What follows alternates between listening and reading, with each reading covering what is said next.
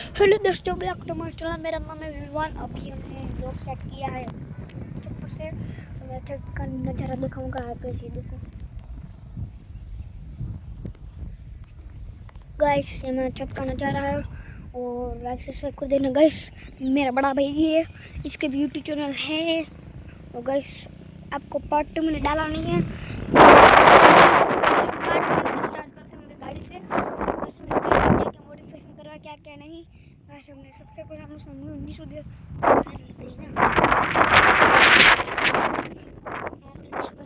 अपनी गाड़ी में अपनी मम्मी ની બહાર બેઠી है।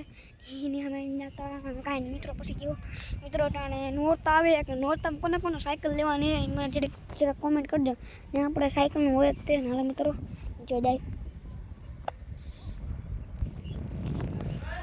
હા ધાબે